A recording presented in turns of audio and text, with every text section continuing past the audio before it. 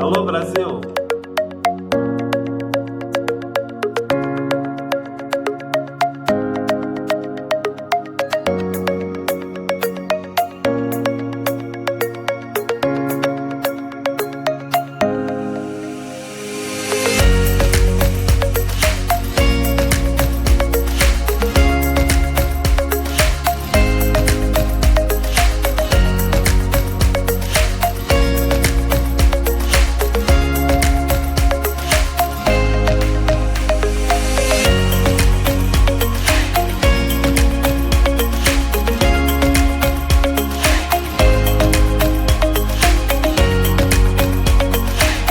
Alô Brasil, canal Origem do Saber chegando novamente para vocês com uma nova entrevista.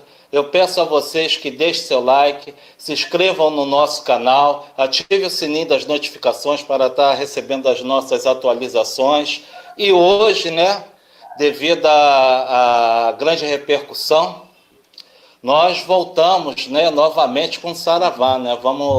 Estamos trazendo uma nova dirigente de um centro de Umbanda, uma pessoa bastante capacitada, né, que vai falar sobre um outro tema, né, a cartomancia.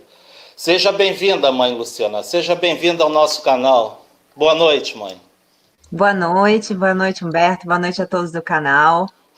Eu quero desejar aí a vocês uma boa noite e estou pronta aí para as perguntas. É isso aí, mamãe. Muito obrigado aí por a senhora disponibilizar o seu tempo aí para o nosso canal. Mãe Luciana, como a senhora observa a cartomancia? Então, a cartomancia eu observo como um oráculo, e ele é um oráculo de ajuda, de auxílio e de parceria, não só com a cartomante, mas também com o consulente. Então, a cartomancia ela é um estudo, né? Ela é uma forma que você tem de chegar a algumas informações, de chegar a algumas respostas, né? Que a pessoa às vezes vem nos consultar, e ela vem como esse auxílio aí para as pessoas, né? Como um conselheiro. Perfeito, mãe. Pela resposta que a senhora me deu, da primeira pergunta, eu pude observar que existe, né, um grande estudo sobre isso. Além do dom, o estudo é muito importante? Sim, sim. O estudo ele não só te capacita para ter mais informações, porque existem várias formas de jogo, vários oráculos, e um pode complementar o outro, né? A cartomancia, não só baralho cigano, mas tem o tarô de Marsella, tem outros oráculos que vêm surgindo, e o estudo ele é extremamente importante, porque não é só a intuição que é válida, mas também a forma como outras pessoas enxergam aquela interpretação. Então, pode acontecer de uma interpretação ser feita de uma forma, e dentro falando do baralho cigano em si, ele tem o desenho e ele também tem um naipe. Então, esse naipe, ele também pode, de acordo com o estudo, ele também pode ser usado dentro de uma interpretação. Então, é de extrema importância que a pessoa tenha intuição, afinidade com aquele oráculo, e também o estudo para agregar aí maiores informações e trazer mais esclarecimento na hora da jogada que a pessoa faz para o consulente. Perfeito, mamãe. A gente pode definir o oráculo, né, como um oráculo muito preciso? Sim, né? Ele vem com a precisão, porém, é necessário que a pessoa que está procurando aquele oraculista, aquela cartomante, que ele tenha a capacidade e o estudo de entender, né, que aquilo que é passado no jogo, ele precisa seguir. Então, ele é preciso sim, porém a pessoa tem que estar pronta para poder receber aquela informação e, através dessa informação, ele tomar a melhor decisão para ele. Então, eu acredito que sim, que seja preciso. O oráculo, às vezes, é meio ingrato, né? O consulente, ele tende a rejeitar aquela informação que não o agrada, né? Embora seja verdade, né, mãe?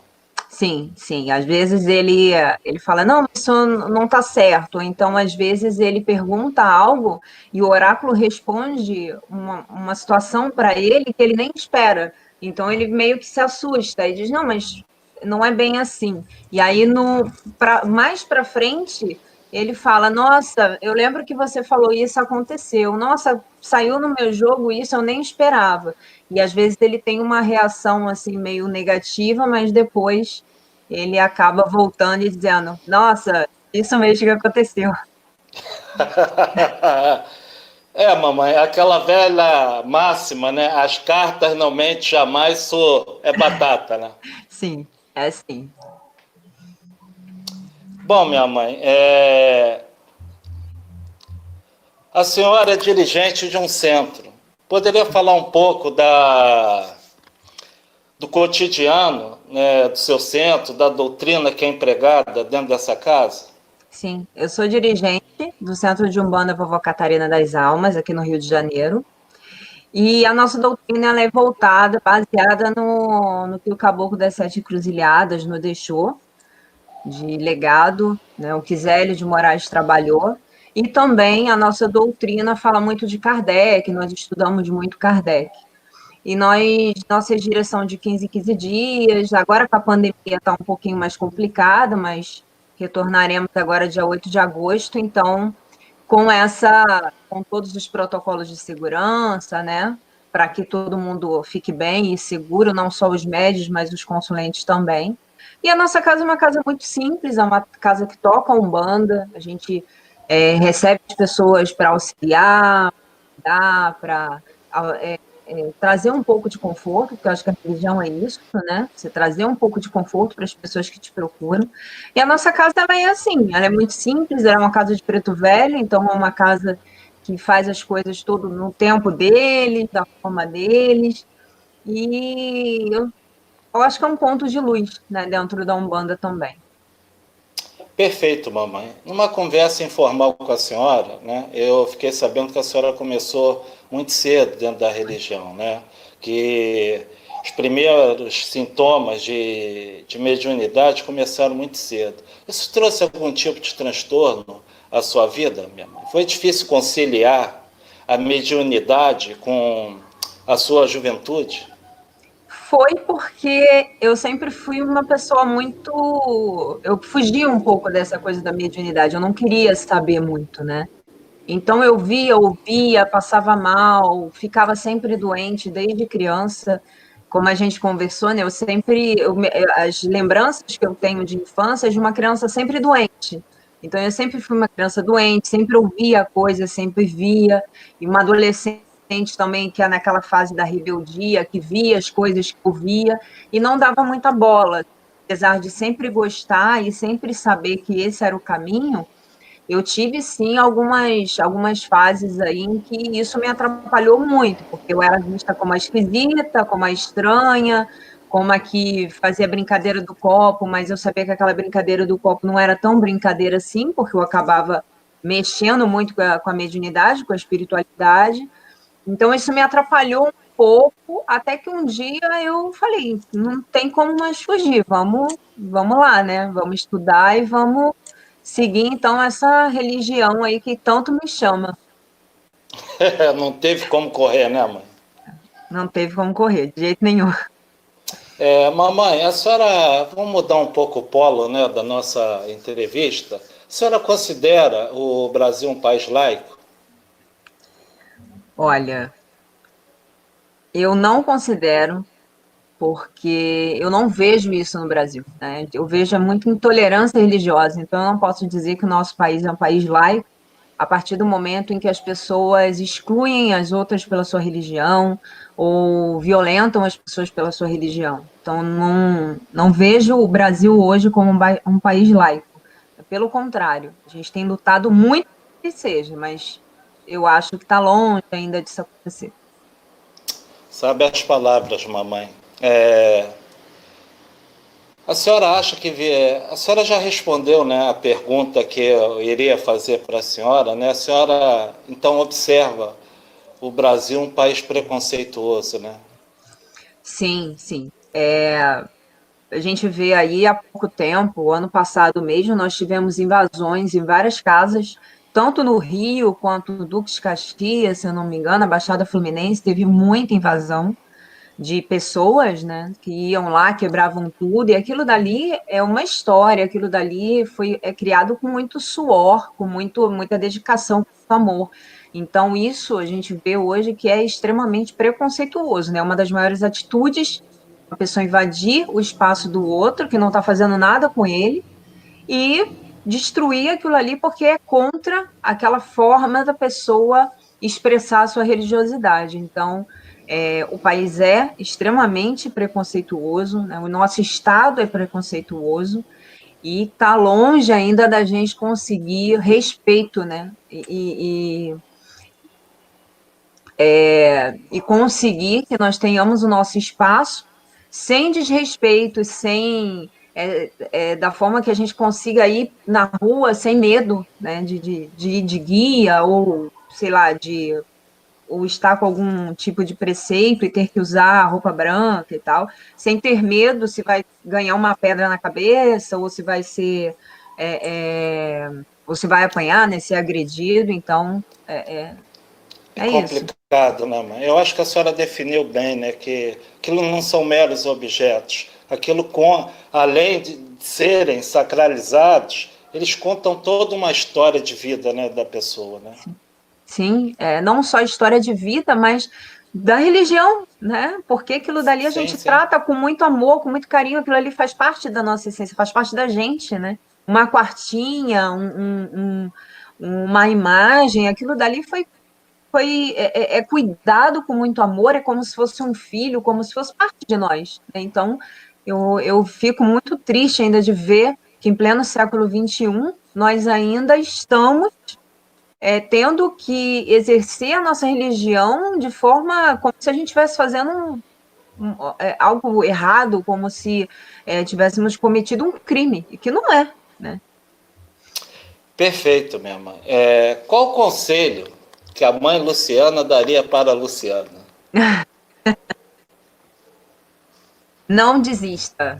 Eu acho que esse é o maior conselho que eu daria, porque nessa caminhada aí de religião, de mediunidade, eu já pensei muitas vezes em desistir desse caminho, né? E eu só não desisti porque eu tenho guias que não desistiram de mim, e uma preta velha que estava sempre do meu lado e falando: calma, que as coisas vão acontecer, calma, que você não precisa ter medo, você não está sozinho. Então, eu daria esse conselho para mim: não desista, né? Confie nos seus guias, na sua mediunidade, que as coisas vão acontecer.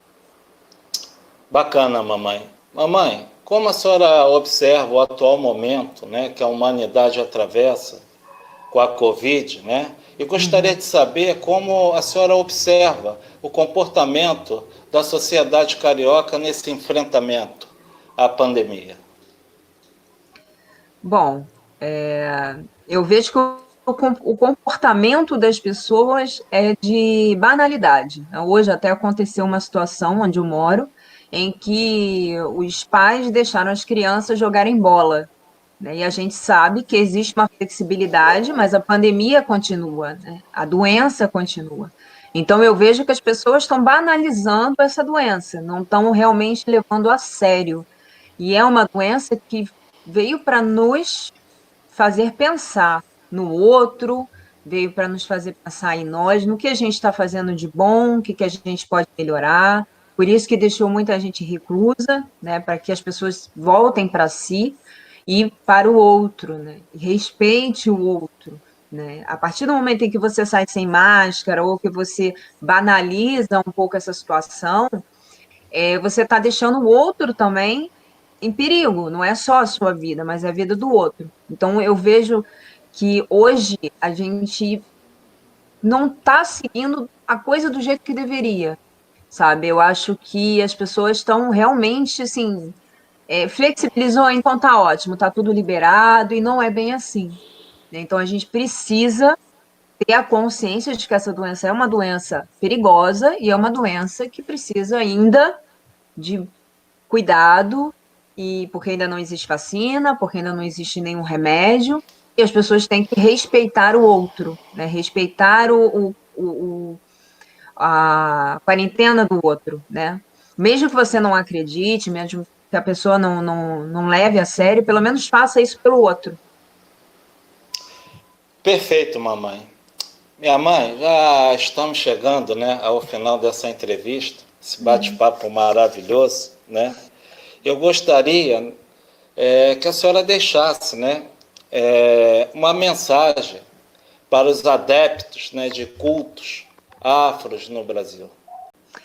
A minha mensagem é que todos possam ter uma coisa chamada união. A união entre todas as religiões afro-brasileiras, todas as vertentes, né? E que a gente não se esqueça que existe essa maior força que é a união. Então a gente precisa realmente se unir. Existe um certo preconceito dentro da própria religião, né, uns com os outros, e eu acho que a gente perde muito tempo com isso.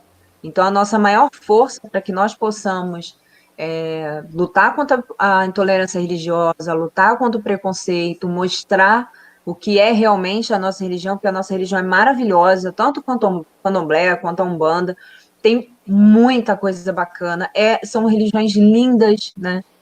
Existem Sim. outras vertentes também, Tão que são, bonitas quanto. sim, e que tem muita coisa para mostrar para as pessoas, né, para as pessoas que não conhecem. Só que a gente precisa se unir para poder mostrar isso para as pessoas. Sem essa união, nós não vamos conseguir chegar a lugar nenhum. Pelo contrário, a gente vai continuar retrocedendo e fazendo com que as pessoas taquem mais pedra na gente, quebrem mais coisas. Então a gente precisa mesmo dessa união, mostrar até para as outras religiões que o nosso trabalho, como é feito, porque muitas casas fazem trabalhos sociais maravilhosos, fazem trabalhos de tratamento, de cura incríveis, e que as pessoas que estão de fora não sabem, porque a gente acaba desunindo, né, se separando, e não acaba não mostrando o que é a verdadeira essência da religião. É verdade, mamãe. Faço das suas as minhas palavras, né? Existe um refrão do Ogundá, Ossá, Ogundá Massá, né? Que fala que a união faz a força. Então é isso, meu povo. Peço a vocês, né, que se inscrevam no nosso canal, deixe seu like, ative o sininho das notificações para estarem recebendo as nossas atualizações. Mamãe, muito obrigado, entendeu? Pelo carinho da senhora em disponibilizar o seu tempo ao nosso canal. A senhora foi muito carinhosa desde o primeiro contato até o dia da entrevista. Eu quero, né, deixar aqui o meu muito obrigado, né? E o nosso saravá, né, minha mãe? Eu que agradeço pela oportunidade. Humberto virou um amigo e eu desejo aí muito sucesso, né? Que o seu canal tenha mais inscritos, tenha sempre muitas visualizações, muito sucesso, muito axé para você, um trabalho lindo que você faz. E eu tenho certeza que vai ser assim uma fonte de grande sabedoria, de grande conhecimento para todo mundo. Muito obrigada de verdade pelo convite. Que isso, mamãe. Eu que agradeço. Então é isso aí, meu povo. Deixe seu like, se inscreva no nosso canal.